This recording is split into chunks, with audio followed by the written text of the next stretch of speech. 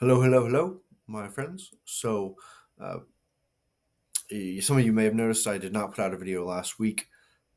My things have just been bonkers with the last few weeks of my school semester, so I wasn't able to get one out last week. But I am back. I'm back online. I'm back.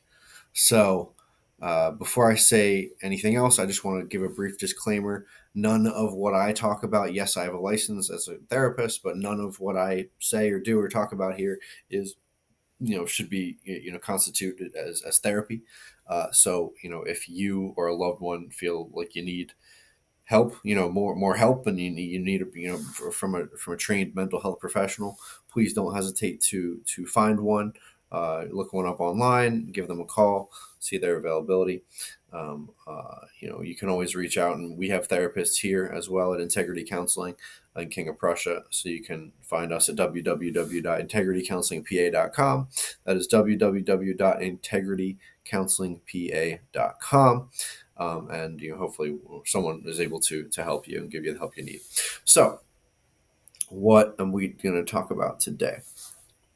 So, the last few months, I have been getting kind of sucked into the Netflix series Narcos.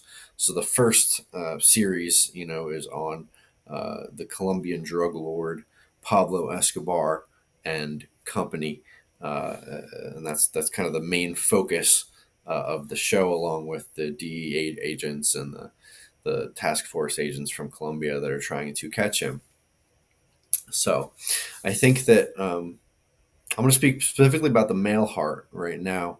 I think it's the human heart in general, but for the male heart, I think there's something about that lifestyle of a drug lord that provides a certain amount of excitement, a certain amount of glamour.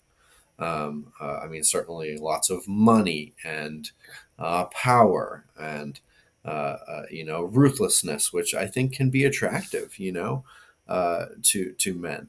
And a famous example of that is Snoop Dogg, who famously, after he became a successful rap artist, he became a pimp to fulfill his childhood dream of becoming a pimp.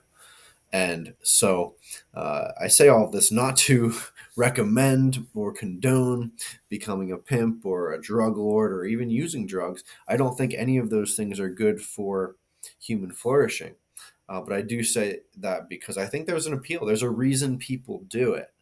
Uh, and you could say maybe even particular people from kind of a lower socioeconomic level.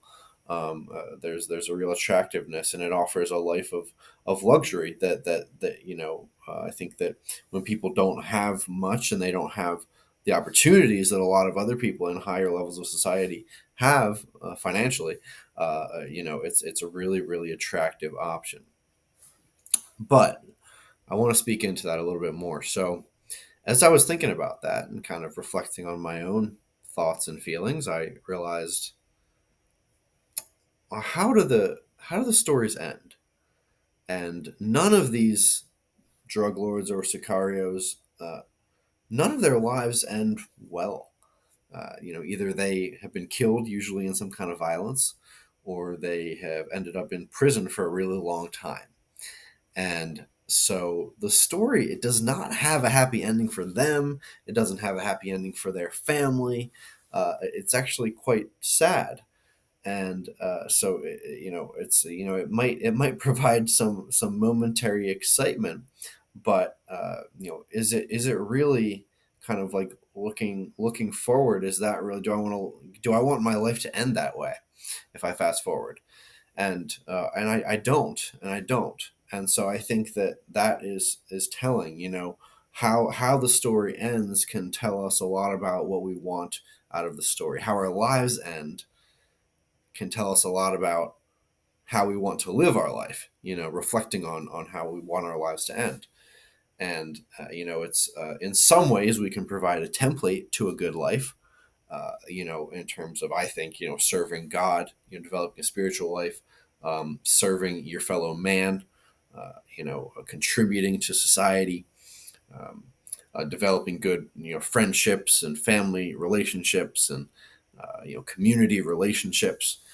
These are all things that, generally speaking, contribute to human flourishing.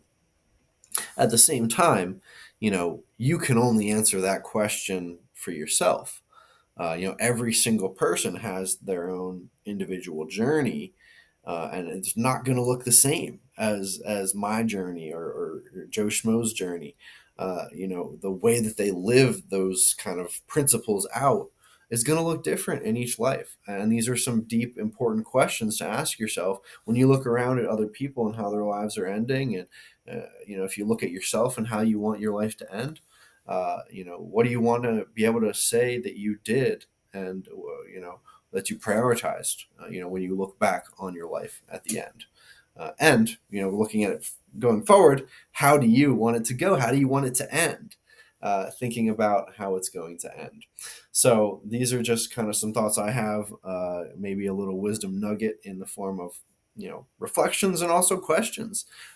So thank you all for being a part of this, and I hope it's helpful to you. I hope that you can reflect on it, and get something out of it. Please let me know in the comments, like the video, follow me, and subscribe if you can. If you're finding this beneficial, I'm really trying to get it launched and get it started. So, you guys have an awesome week. God bless. See you next week.